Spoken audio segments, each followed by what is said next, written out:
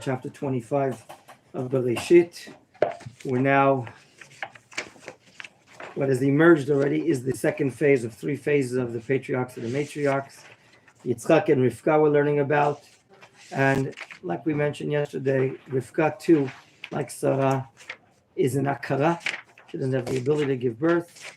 And through her turning to Hashem, Batelach lidrosh et Hashem, either through prayer or through prophecy, she does receive a response, a prophecy.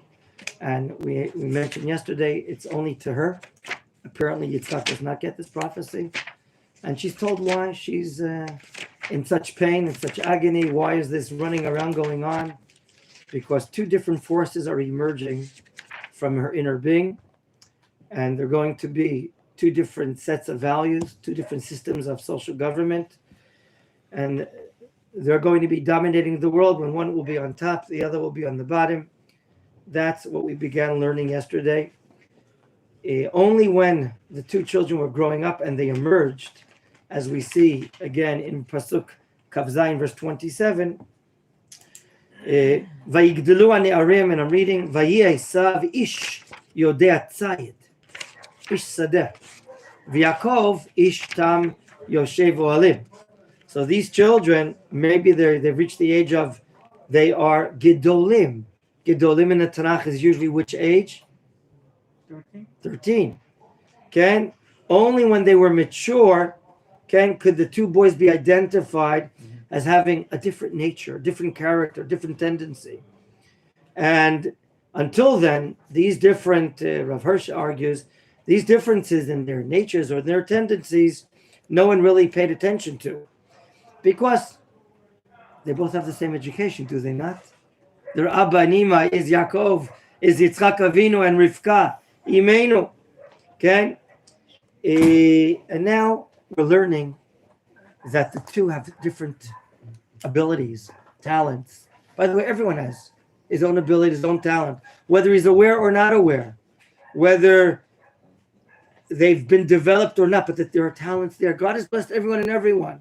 Okay? With something very special that makes you, your uniqueness, your special heart, your special giving, your special technical abilities, and so on and so forth.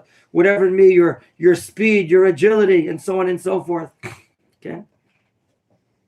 We have one kid that's, I think all my kids have attention deficiencies, all of them, like me. What did I say?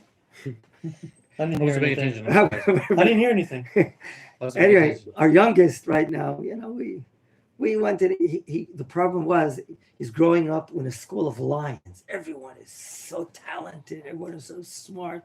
And as he grows up with them, he feels, this and that. But we found that right type of school, that almost everyone in the school is like him, meaning they don't like studying and they don't like, they have attention deficiencies. And here he's turned into like a track runner. He took a carpentry chug club there in the Yeshiva High School, and he's built some tables, he's built some terrace furniture, things of that nature. He's finding himself, right? You have to. Sometimes we're not even aware we have these talents. Here, Esav is Yodea Tzayid. He knows how to hunt. Now, hunting requires to be tricky, cunning. Okay, you have to catch them. You have to kill them, and you have to be crafty. You have to be tricky, and this is what's happening. He learns, as Rashi says here, Yodea Tzayid. Where is it? Yodea Tzayid. Rashi says in the name of our sages, Latzud. He knows how to hunt. Uleramot et aviv. He knows how to deceive his father. He's so cunning. He uses his cunningness to cheat, to lie, to cheat his father. He knows that, and therefore, that's his nature. That's his nature. He knows how to hunt people with his tongue. People that are big talkers that can convince others, they're often very shallow of values. And they're big talkers and they can convince you this and that. Salesmen, right? They come knocking on your door, they convince you to buy this and buy that. That's Yodei Atzai, that's Mr. Esav. Whereas Yaakov, by the way, he's an Ish Sadeh. Not a lot of cultured laws or conditions in the field. In the field, everything is more or less what? Hefker, ownerless, isn't it? You know, things outdoors in the public area. He is the man that social regulations, habits, ordinations are not really kept. It's hard to keep him confined. Okay, that's him. He has to be active, doing and cunning and that. Where is his brother? V'Yaakov ish tam. Tam from the word. No, it doesn't mean naive. Ish tam. Tamim. Simple is one meaning. What is tamim tiyam Hashem Elokecha? Deuteronomy chapter 14, correct? Tamim is delicious, right? Tasty. That's ta'im. I'm happy you said with a smile. Okay. Ta'im. What? Remember we studied this. The attribute tamim tiyam Hashem Elokecha. Think Deuteronomy 14. To be complete with God, to be wholesome with God, with all your heart, not saying one thing, but in your heart, in your heart feeling one thing, but doing other things. Tamim, that's what he is. He's looking for completeness. He's looking to be wholesome in his actions and in his heart. Whatever he says, it's in his heart. So it's not the Ishtam, the simple son, but his business is Torah. Why? How do I know? It says Yoshev Ohalim. He's a dweller of tents. Tents, which is not a camping industry. What does a tent mean in the language of the Tanakh? It's a structure. It's a structure, a dwelling place. What else? It's a place of learning. Place of learning. What's the name of that great non-Jewish prophet? What was it? What's his name? In the book of Bamidbar, Bil'am. Matovu Ohalecha. Complete. Matovu Ohalecha. How good are your tents of Jacob Yaakov? Mishkenotecha Yisrael. It's published in one of the bestsellers, the Siddur. You've heard of it? It's published there. We come into the synagogue, it says you can say this statement. I think I've reviews. So, Ohalecha is the tent of Torah. Mm-hmm. In other words, he is a man who's looking for completion, proficiency. His business is the tent of Torah. We already discussed yesterday briefly. Historically, there is a tent of Torah coming out of the line of Shem. And there's a study hall there called the Beit Midrash of Shem and Aver. One more time. Shem and Aver. That's what he is about. He's looking for moral completion. He's looking for a set of values. Okay? So here we see two distinct ways of aspirations, world aspirations. One guy wants to be a businessman just to make money and cheat and do anything in order to get it. He's a hunter. He knows how to deceive you. The other person's looking for morals, values, divine ideals. Of course, does he have a good teacher? Yitzchak Avinu. Mm-hmm. Yes. What were you about to say or ask? Whose hand was up? Mr. Yoshua. So just on the translation here, they translate Tom as plain. Is that what it's translated there? I don't like it. I don't like it. He's a man of one. Can I share with you one of the great geniuses of the generation right before Rambam? Rabbeinu Saadia Gaon, in the Gaonic era, in the 9th century, okay? The 10th century. He says, you know what Tom means? A man of thought, of knowledge. Like the in Pesach. That's what Arya wanted to say. That of the 4 sons is the very simple son. He doesn't have complicated or complex questions. No, Yaakov is a thinker. He's looking for spiritual knowledge. So why is the same word used? Look, I didn't publish it, so don't accuse me. Yes, sir? So generally, we view Esav and Yaakov as the basis of our individual psychology. These are 2 biblical archetypes are emerging right now. Right. 2 ways of living, which will represent in a moment, as we explained briefly yesterday, Judaism versus Christianity. Okay? The techno imperialistic way of living, strictly that, for yourself, and to do anything that will kosher the product, the end product, and do anything and everything, versus morals and values that are above human values. Like socialism and capitalism. what's total is not. There's also free markets in Torah. And on a more individual level, Yetzer Hara versus Yetzer Tov. No, not necessarily. I'm gonna talk about it in a moment. I want to talk first. Get to the next pasuk. I want to finish this chapter and then make some very special points that you're looking for. We're up to pasuk Kafchet, verse 28. Vayehav Yitzchak et Esav ki tzayid befiv. That's one side of a coin. The other side of the coin, V'Rivka ohevet et Yaakov. So we're talking about love, parental love, are we not? Tell me the difference between Vayehav Yitzchak and V'Rivka ohevet. Are they both in the same tense, please? In verse 28, Kafchet 28. Are they in the same tense? Vayehav as opposed to ohevet. Vayehav is a regular biblical verb, past, present, or future. Vayehav. Past. Look at me. You're studying Hebrew so well and you get a right answer. It's very nice. Vayelech, vayarot, vayakom, vayishte. All these va are biblical verbs, usually in the past tense. So too, here it says that Yitzchak loved past tense Esav. Why? Because he's feeding him, it says. Whereas Rivka ohevet, past or present? Present. Ohevet. Ani ohev, at ohevet. In the translation, it said, now Isaac loved Esau, and then it says, and Rebecca loved Jacob. Okay. Again, I'm not responsible for that chumash. It's probably not printed in English. They're very precise there in England, right? I don't know. Look, Vayehav Yitzchak. It could be that it's now that he's feeding him. I want to explain something. It seems obvious that there's a difference. Could it be that one loves only one son and the other loves the other son? Is that what the Torah is saying? We should raise that question, shouldn't we? Because it says specifically "but." I don't know whether the word is in. So the va and could be but. Not only the and, but it could be but. There's no doubt that there is a distinction. There's a contrast here. And we want to get to the bottom of the contrast. Number one, is it Yitzchak only loving Esav?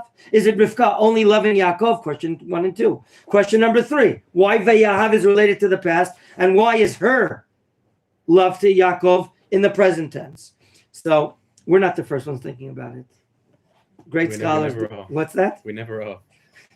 No, sometimes there are novelties in this table. You never know. The Netziv says the following. Netziv Rav Naftali Tzvi of Berlin, right, one of the great colleagues of Rav Kook and of Lashon Yeshiva. He explains that there's really no difference of opinion who's going to be the continuer of the house of Yitzchak Avinu. They both agree, both mother and father agree, who's going to be building this house of Avraham and the house of Yitzchak. It's certainly going to be, and not.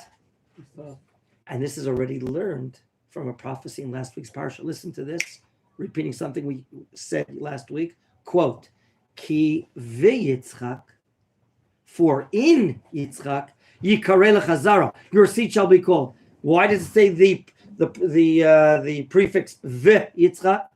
Because the oral Torah explained to us it's one of the members of Yitzchak and not two. In one, we're going to learn it's going to be Yaakov and not the other.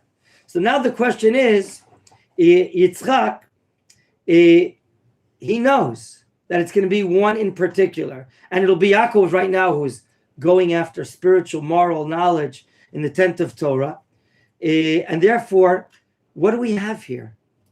Of course, Yitzchak loves Yaakov. That's obvious. That's not a novelty in Hebrew. Chidush. Chidush in English? Novelty? Very good. Okay? It's not a novelty. Of course, Yitzchak loves Yaakov Avinu. But the fact that Esav serves his father and feeds him and brings him food, even on a daily basis, here it is, a type of appreciation or love the father is showing. And that's what the Torah is telling us, a novelty. Okay? That the love of Yitzchak to his son, in addition to Yaakov, but it's more based upon something external. Existential. It's based upon that he's feeding his father. That's what we call a ahava chitzonit, like an out, and a superficial type of love, because it's based upon that he's serving his father and feeding him. That's a temporary matter, feeding him, and therefore it's written in the past tense. It's based upon that he's feeding him. Of course, he loves him from a father-son relationship, but the special, unique love is based in the past because he's always feeding him. Whereas Yaakov, who's sitting and learning Torah and developing his spiritual, idealistic abilities, Yaakov didn't have time to be hunting outside in the field. He was busy, not getting his BA or his MA. He was busy getting closer to God in all morals and values of the 6 Noachite laws that there. Okay, just bear with me, please. Rivka, it appears that Rivka ohevet in the present tense. She viewed her children with a deep observation. She looked at the objective. What is the ultimate objective of this house of Yitzchak Avinu? And her deep observation told her that she doesn't need in particular to have a son that's serving her, for instance, they're bringing in food, which is very important. And that caused the special love of the father to Esav. Yitzchak, of course, so therefore, she sees the ongoing depth of a Yaakov Avinu. And therefore, the present tense, V'rivka o hevet et Yaakov. Now, Yitzchak Avinu, he had a hard life. Just lower your hands so the gentleman back of you. There you go. Very good. Yitzchak, after the Akedah, he thought it could be the end of his life. He received a new life after the matter of being brought on top of Mount Moriah. He is not interested in the hustle and bustle. He's not interested in the busy life. He would like a life of peace and tranquility, and maybe even on the border of the desert. We learned last week that he moved already to the Negev. Negev is dry land, less people living there, less arid, less vegetation, and so on and so forth. If his materialistic needs can be provided by an Esav, plus maybe you can also say, you know what? He saw how crafty, how talented he was. Okay? He saw powers or forces and talents which Yitzchak maybe himself lost ever since maybe he's brought to the Akedah. And maybe he sees something unique. You know what? Right now, Yitzchak doesn't know the prophecy that his wife knows. And it could be that he's showing some preferential treatment to Esav and special love to him because he knows he's a hunter. He knows he's cunning. He knows he could be a liar. But you know what? We need cunning people to be leaders. We need people that have talent. Maybe he can turn his life around later.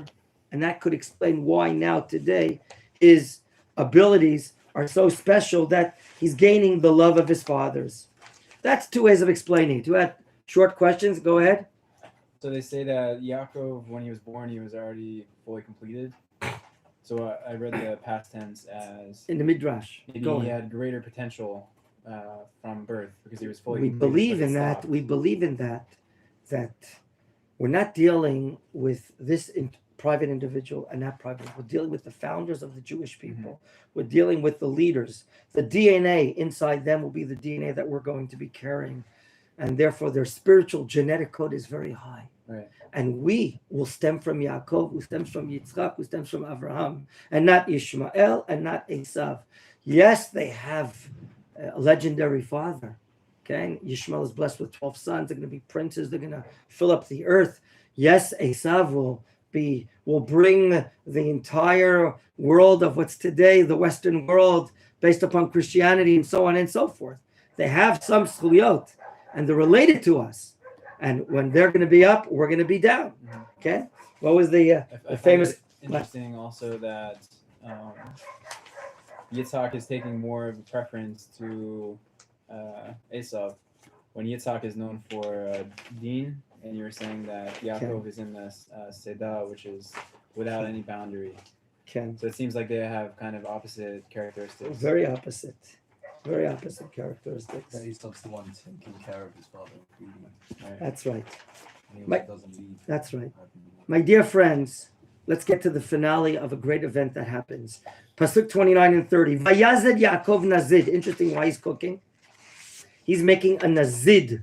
A nazid is a cooked matter. And as we see later in verse 29, that it's a cooked matter of ad-dashim, which are lentils.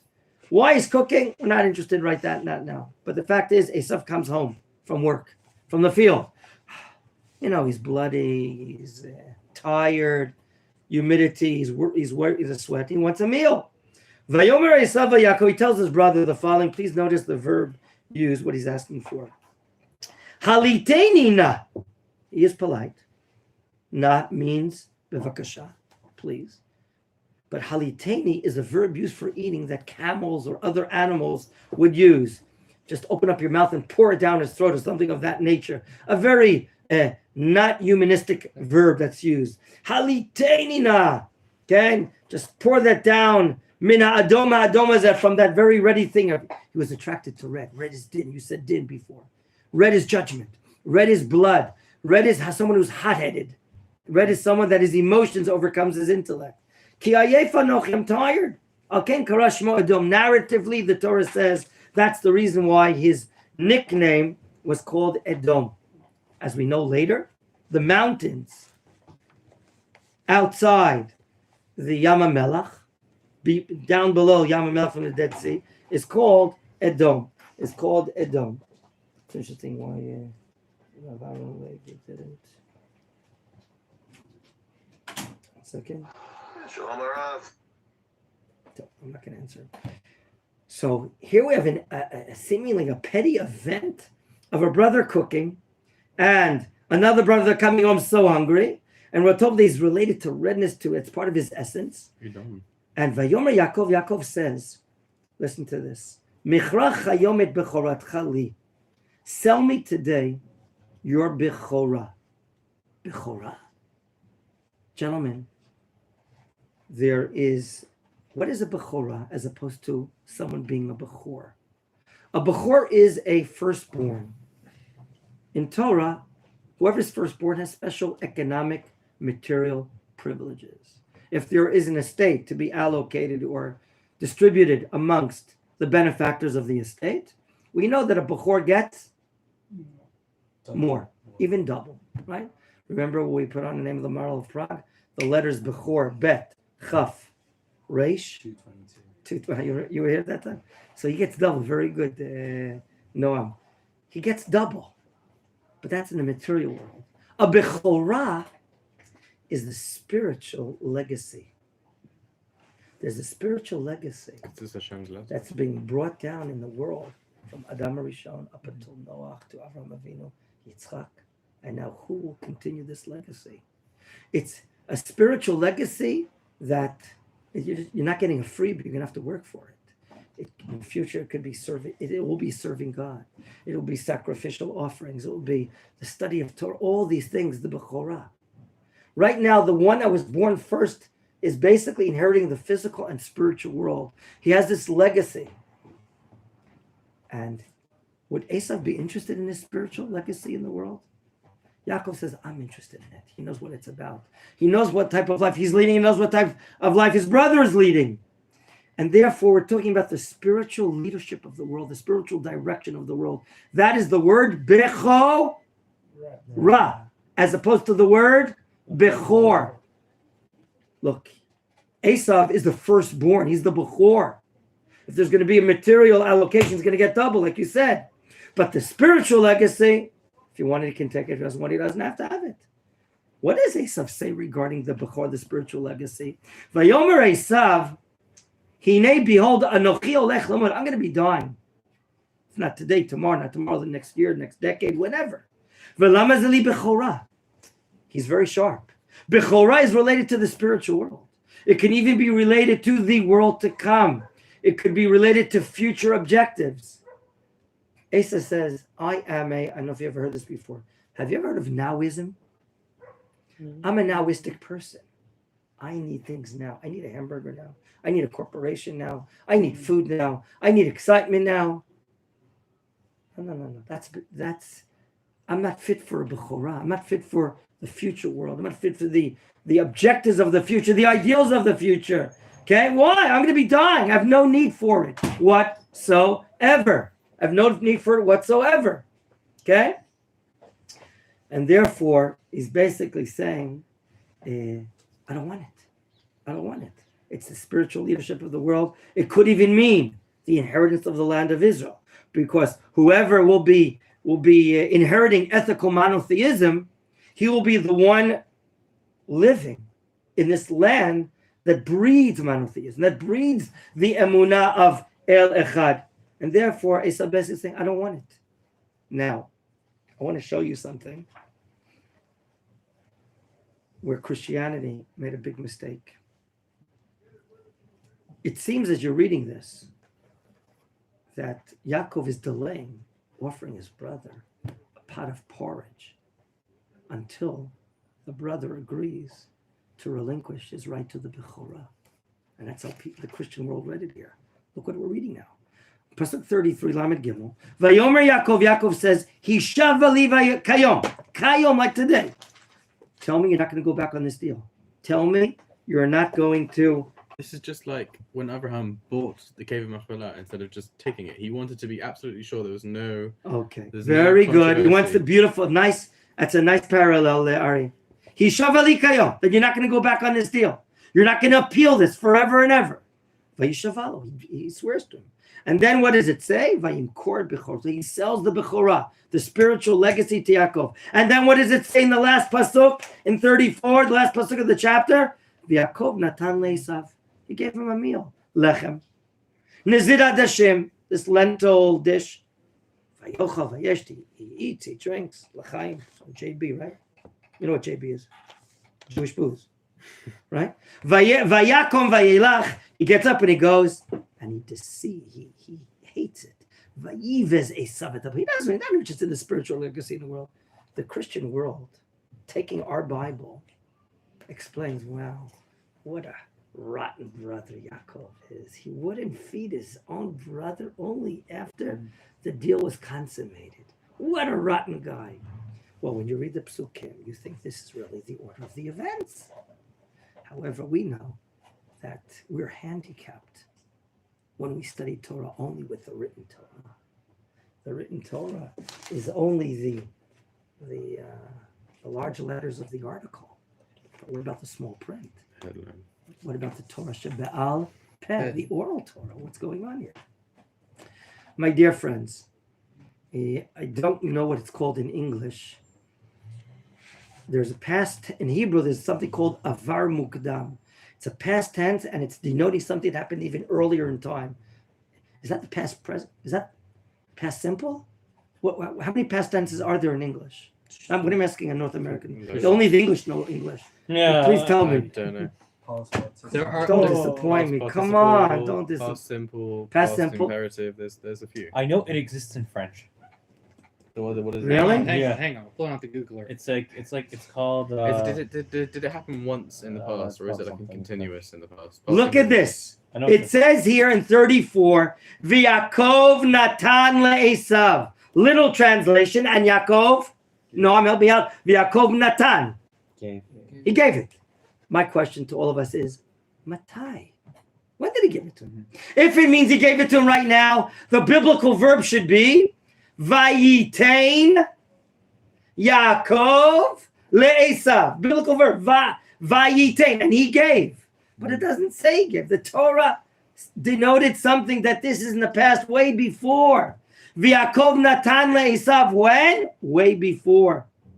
Okay, and he gave it to him a while ago, before the negotiation, before the deal was made. Okay, and that's how the Torah often writes things. So we ended this section. Why? Why is it written? Why this on way? earth would I know like within like for the A lot of whys Parashas- we don't know. A lot of whys we don't know. Okay. But the Torah is divine. It's not, okay, I'm writing for my A levels right now, I'm writing an essay so that my English teacher, the literature teacher will give me as few red lines on my essay as possible without her comments. Okay? We had an unbelievable, terrible teacher in 12th grade. She looked like a dog. You can smell the smoke of her. And we thought, we're big kids. 12th grade is like the last level of your senior year in high school. She comes in, we're a bunch of punks sitting there in front of this teacher. And she says, gentlemen, there are 3 ways to learn. There's the right way, there's the wrong way, and there's my way. Anyone that doesn't want to learn my way, here's the door. We were all frightened on the first day of the school year that she frightened us. I won't forget her. So there you'll learn how to write perfect English, but here is different. Here is different. Maybe you should go check to see if maybe upstairs. We just finished the first major incident here. And there's a lot of room. Rabbi, Yes, can you before- can you just clarify what specifically does the World Torah say about the birthright of Esau? Like, is it like what does it say The specifically? spiritual legacy Yeah. was relinquished by Esau. Mm-hmm. He had the right, the privilege, not the obligation, to carry it and use it and hand it down to his children and the nations that will come from him. He doesn't want the spiritual objective of the world. He wants the physical, material objectives of the world. And therefore, this is who he is. I think I'm going to clarify a little more. A great article that I learned from my dear father-in-law, Rabbi Horowitz.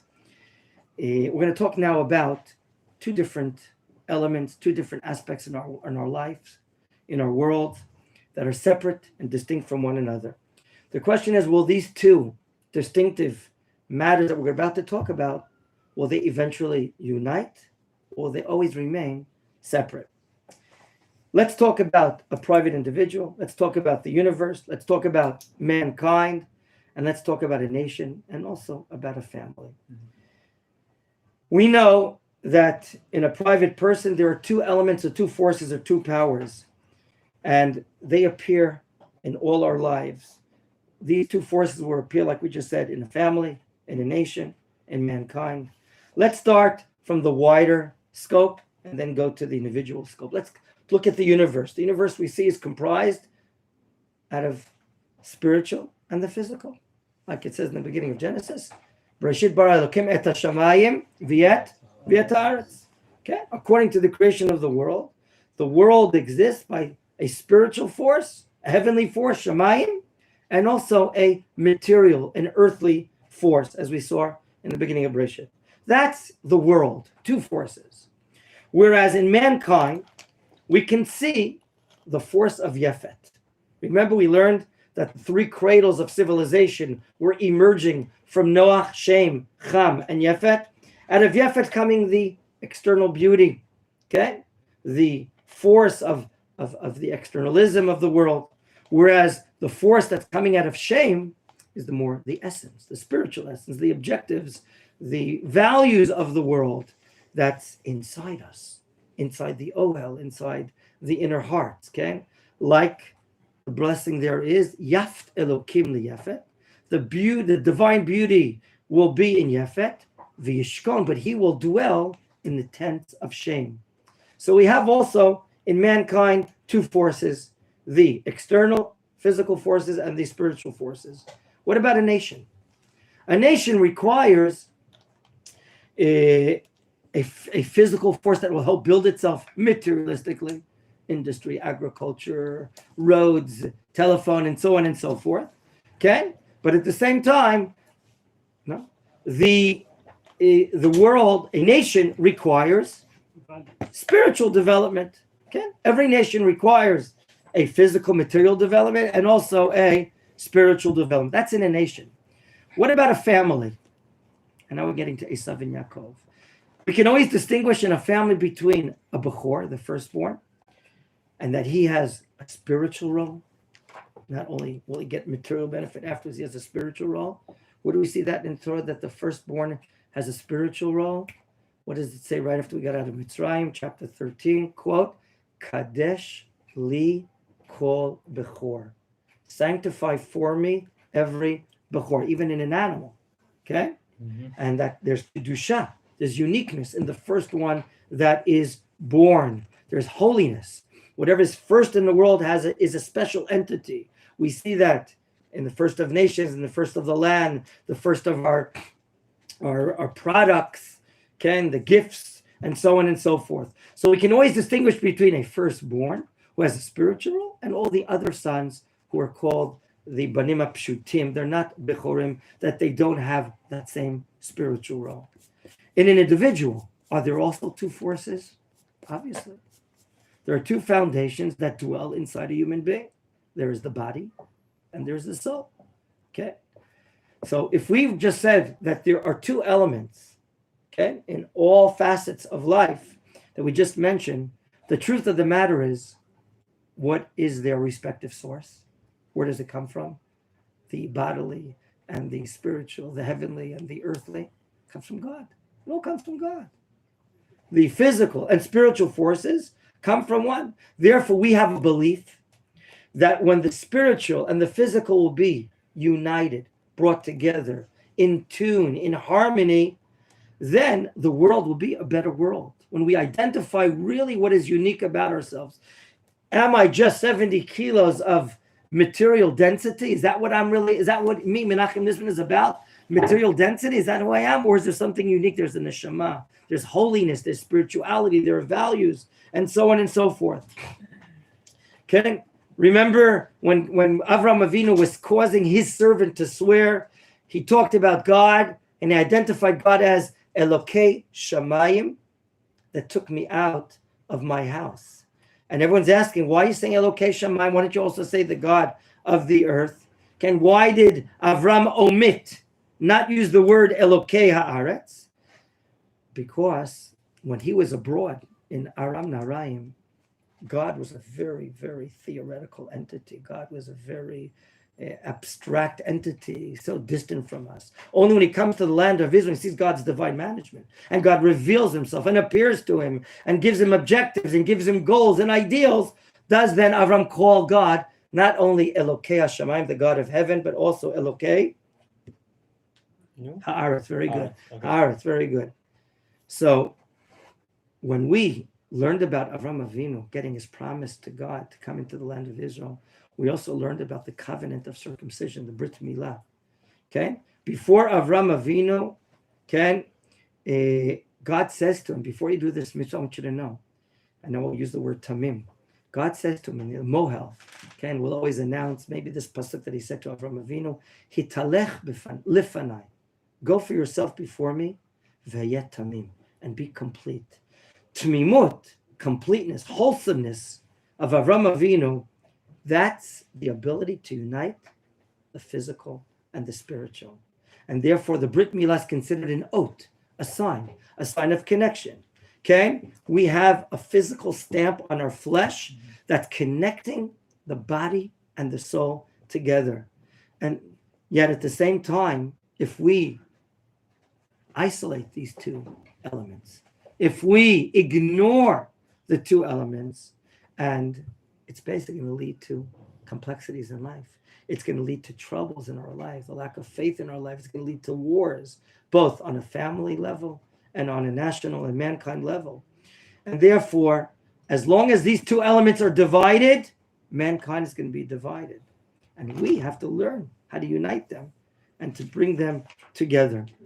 Now we come to Yaakov and Esav. Each one is so different. Each one is so different. Remember, Rivka, who's come from such a difficult situation of growing up with a terrible father and a terrible brother, she's capable of bringing a rotten person into the world that's only conscious and aware of the physical, the material, and being cunning and deceitful and stealing. And he's so tactful and he's so sharp that he can do anything and everything he wants to do. Okay?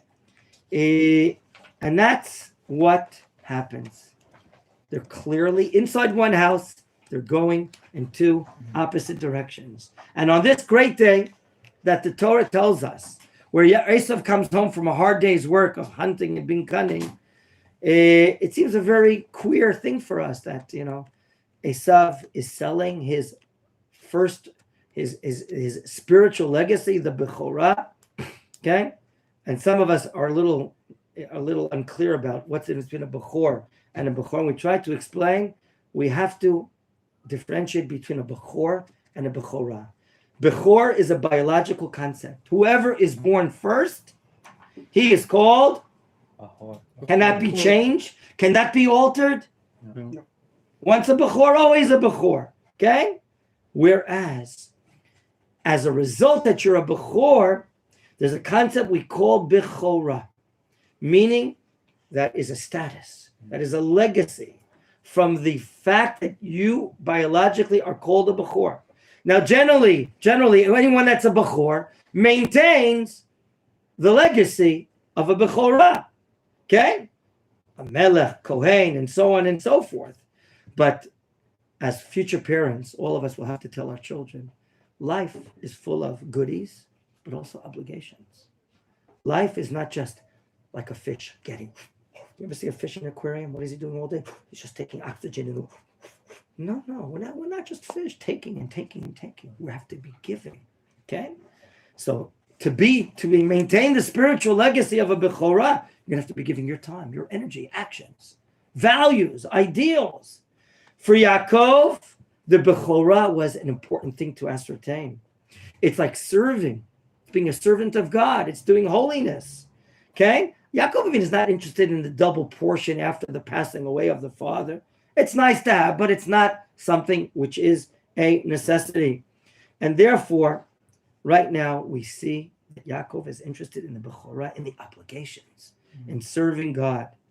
And there's no doubt that right now, what will develop is a tear, a break between these two. But that we have to learn how it happens. So what I want to do right now is go to the next chapter. A very momentous event happens. Perek Kavav, Vayihi Ra'av Ba'aretz. You go into the grocery store, instead of tomatoes being 4 shekels a kilo, how much do they cost by you? 20, 30, 40 shekels a kilo. Why? Ra'av. Why is there a Ra'av Ba'aretz? Why is there a famine in the land? A result of? No rain. They didn't open up faucets and get water. There's no plumbing, right? No rain, no agriculture. And what are we told? What is this, a statistical survey? Milvada Rav Rishon. This is the Ra'av in addition to the first one. What was the first one? Asharaya b'mei Avraham. What's important to tell us this? Vayelech Yitzchak el Avimelech melech Plishtim Gerara. Yaakov Avinu moves southwest, an area called Gerar, right outside the city of Gaza or Aza of then, okay, which is ruled ever since Avram arrived on the scene by this pirate type of nation that comes off of the Mediterranean islands called the Plishtim. They're ruling there. Why is it important that he's going there? What is he looking for? Obviously looking for Rami Levy supermarket, right? He's going there thinking or hoping that there is no famine there, correct? So, or does he have a greater plan? Let's read the next pasuk, and maybe the Torah will tell us what is his plan. Verse 2, Vayera lev Hashem, God appears to him. This is the God, the prophetic God giving a prophecy. Vayomer, he tells him, Tereit Mitzrayim, a prophecy. Don't go down to Mitzrayim. Well, who told God he wants to go down to Mitzrayim, I'm asking? Who told God that he wants to go down to Mitzrayim? Why is God telling Yitzchak Avinu not to go down to Mitzrayim? Question 1. Question 2, Shechon Ba'aretz. Well, dwell in the land. Well, if you're told not to go down to Mitzrayim, is it superfluous to say that dwell in the land? Don't I understand that? Obviously, he's not going down to, he's not going up to Scandinavia. So that's 2 questions, Asher Omar Elecha. And then even a third thing he tells him, Gur ba'aretz hazot, ve'yeh imcha v'avracheka, and I'll be with you and I'll bless you, and so on and so forth. The blessing of the seed and the taking of the land, as we see in the next psukim. Gentlemen, what was Avram's plan? And why? Where did he want to get to? Gerar? That says literally, but what's his ultimate plan? To get the He wants to go down to Mitzrayim. How do I know? This God, Hashem comes. Don't go down to Mitzrayim. What are you doing? Because he knows that he wants to go down to Mitzrayim. Let's interview Yitzchak. Sir Yitzchak, why do you want to go down to Mitzrayim? Because to get away from the famine. I'm going to famine. well, Abraham went there. His father went down there. If it's good for my father, Good for me. it's good for me. Oh. Now we understand. Gerar is only a stopover, a pit stop en route to Mitzrayim. He's going further south, all more to the west, and then he can take the coastal road, I don't know which highway it was then, straight down to Egypt. I understand. But why is God telling him not to do it? But by the way, what's good with Avimelech, the king of Plishtim? Is that a safe place? for a Hebrew guy? In that time, They- yes. They had an agreement. Very nice. Yeah. They made a Shevai. Brit. Right. Be'er, the well of Sheva. He gave him 7 lambs. And it was a Brit of a treaty, peace treaty, love, this and that. Avraham said, okay, I'll forfeit right now for the next coming generations, next 3-4 generations, of taking over the land. That was Avimelech's concern. Avraham is like he meets up with kings. He wins a war of the 4 armies and their kings that defeated the 5 that took his nephew into as a POW. He's afraid. He'll probably clobber him. He and his wife, they were all afflicted that they could not exit any deposits from their bodies. And God saved his life. So they made a Brit, by the way. There are those that criticize Avraham Avinu for making a Brit, giving up or relinquishing any right to the land of Israel. He shouldn't have been doing it. That was the Oslo Accord number 1. That's what we said. That what Avraham Avinu did. The Rashbam says that at length. I'm not joking with you. The grandson of Rashi writes it at length that all the troubles that we got because of Avraham making that Brit. In any event, he's a treaty member. I can go down there. I'll be treated with peace. No one's going to rock the boat, attack me, abduct my wife, because there's a Brit. That's number 1. Maybe number 2, I learned that he wants to prove to the king of Plishtim that I am the sole heir, the sole inheritor of the legacy of Avraham Avinu. I'm the only one. It's not Ishmael. And therefore he's coming down and he's going to prove it to him. And here in Gerar, southwest Israel of today, he gets a prophecy. And we want to know, why isn't it enough to say, just don't go down to Mitzrayim? Why does it say, Shchon Ba'aretz? What is this double message? Why just... So I want to share with you something very interesting. Chazal, by the way, do we understand why he can't go down to Mitzrayim? Yeah. Why? Because there's the Ole, Ola Shafat Temimah. He's like the perfect, wholesome ascent offering. The Kedusha of, very good, the Kedusha of Yitzchak Avinu is so holy, he doesn't belong to Chutz La'aretz. He's so holy. Eretz Yisrael is only the holy land. He doesn't belong to Chutz La'aretz. And therefore, Chazal say in the Tanchuma Midrash, and I'm quoting, your father that came from Chutz La'aretz, he went down to Mitzrayim when there was no tomatoes or cucumbers in the store. But you, where was Yitzchak born? Not in Brooklyn Jewish Hospital, wrong. Where was Yitzchak born? In Eretz Yisrael. He was born in Eretz Yisrael. You were born in Eretz Yisrael. You're a holy ascent offering. You're going to go down? He doesn't allow him to go down. So we learned that the Kedusha of Yitzchak Avinu was so high that he's not worthy of leaving the holy land. But that doesn't, and that answers the question, why Al Tered? Is this just a navigational matter? Don't go down? What can the word Al Tered also mean? You said a beautiful answer a few weeks ago. Descend in what? Spirituality. Beautiful. Very nice, Ariel. Don't descend in spirituality. Not just leave the country. You're descending. You can't do it. But that answers the question, why don't go down? It doesn't answer the question for the second commandment, Shechon Ba'aretz. Look at me. Shechon. Can you form a word out of the letters Shechon? Shechen, which means? Neighbor. Excellent. Another word. Shekhinah, which means? God's presence. God's presence, divine presence. Shechen, Shekhinah, neighborhood. I don't know. Shchuna. What? Shchuna? Very good. You're hot today, man. Shchuna is a neighborhood. Shechen, neighbor. Shchuna, neighborhood. Shekhinah, the divine presence. My dear friends, Chazal heard this double message, Al Tered or Shchon Ba'aretz, seemingly to be needless. And therefore, they understand that this addition, Shechon Ba'aretz, has a special message. And therefore, Chazal, in the famous book called the Bereshit Rabbah, says the following: Shechon Ba'aretz, build a neighborhood in the land of Israel. Plant, sow. That's one meaning of Shechon. Did you get that? Yitzchak is being told to do what? To build a neighborhood. Yitzchak Avinu, how are you? You're in the Ministry of Housing. Thank you. You're the Minister of Housing. He's building a... Is that right for him to do? Is that holy? He should just be, reciting psalms or just hanging out spiritually praying to God.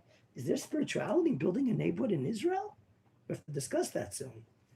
That's meaning number one of Shchon Ba'aretz. Meaning number two, allow the Shekhinah. Allow the Shekhinah, the dwelling of godliness, to be in the land. Do you understand what's happening here? We're learning about the holiness of Yitzchak Avinu.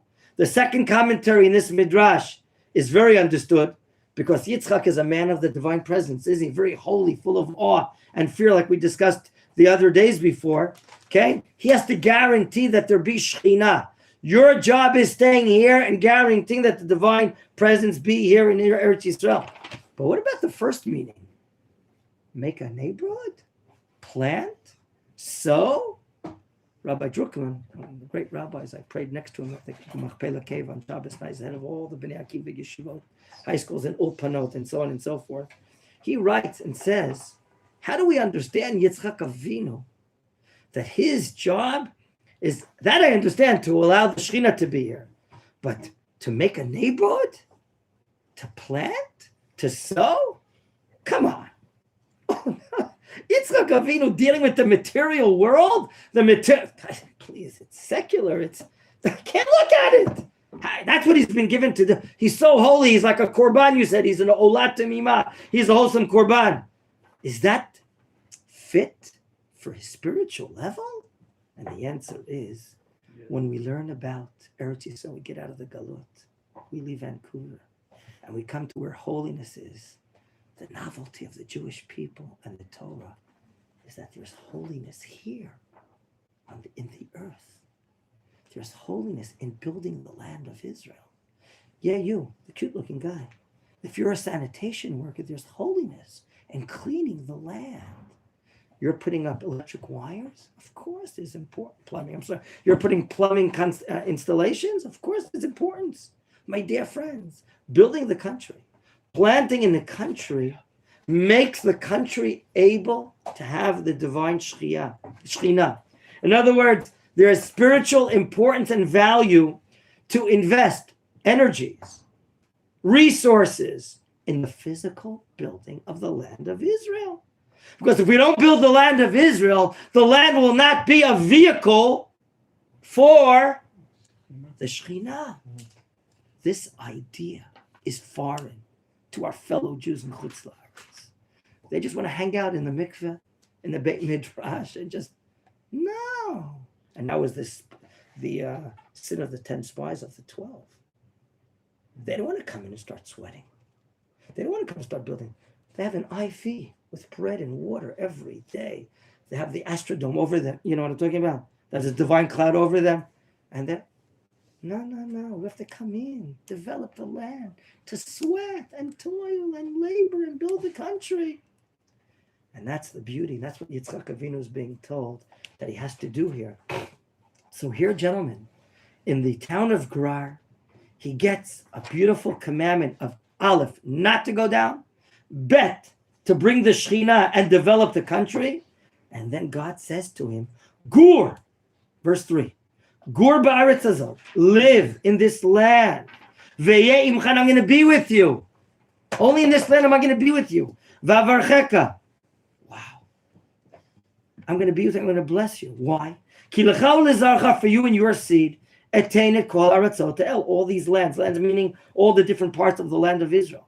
V'kimoti et hashva, I'm going to establish the oath that I made at the Akedah, asher nishbati l'Avram avicha, that I swore with your father. Wow. So right now, God is proving to Yitzchak that this is the land of Shekhinah. Let's put two and two together as we're coming towards the end of the shiur. Yitzchak Avinu is a grown-up man. He has 2 children, and they're already young adults, as we see here. There's an economic crisis in the land of Canaan. Wow, I got to leave. I got to get out of here. I got to maintain myself. I got to find a place where there's food, where I can maintain myself. He thinks, I'm going to go down to Mitzrayim and make a pit stop on the way in the city of Gerar. And here, God says, no. You have an objective to remain here. You have an objective even if it's hard. You hear this? to remain here, even though right now there's no food. Right now, you'll find a respite. You'll find a place to eat or drink by your neighbors, by the Plishtim in Gerar. So until now, apparently, maybe the divine connection between God and Yitzchak Avinu could have been weakened. We don't see any prophecies right now. And now we're coming more towards the end of his life, but it's not there right now. And God is proving to Yitzchak Avinu that this matter of dwelling in the land and settling the land, is your job. Yitzchak Avinu, we saw him in his character traits. Remember, until now, he is nif'al. He is passive. Remember, he has a shidduch brought to him. He is brought to the Akedah. And now, operational, he's what? He's getting a command to settle the land, to build a neighborhood, to plant and all this. So we're learning that there's holiness. Today you have a show with our great Rabbi Moshe Kaplan today, and you're hearing about what's Israel redemption about. And unlike the mentality of our brothers all over the Jewish world thinking that the material world is no holiness, that's exactly what Christianity is about. If you want to be holy, you got to be on top of the mountain and detach yourself from society. No marriage, no children, no nothing less. No, the opposite. In the earth that God created, there's holiness. How do we use it? How do we develop it? We're going to develop this country so God's Shekhinah can be here. The fact that there are 6.5 million Jews living in Eretz Yisrael for the first time, Rashi would be drinking a l'chaim right now. The Rambam would be doing a Hasidic dance if you knew 6.5 million people. He was a Litvak, right? The Rambam. Yeah. In any event, he would be so happy to do it. And here, God is saying, "This is your objective. You are not fit to go to Chutz La'aretz." Any questions? Okay, just to double check. What's Gerar? Where is Gerar? About Gaza. It's still in Israel. Gerar Right? today is the middle western Negev. Okay. There's a Nachal Gerar. When we used to go down to Gush Katif, to the block of settlements in Gush Katif, unfortunately, where our brothers were kicked out, on the highway, you can see it was like an overpass. Uh-huh. There was a little brook underneath. That was Nachal Gerar. Okay? So it goes right. In other words, Gerar is directly west of the city of Aza today. So it's the western Negev. Aza is the lowland by the shore. Mm-hmm. So about 15 kilometers due east of it is Nachal Gerar. So it goes into and that was his idea, go there and then probably use the shore road to get down to Mitzrayim. Okay?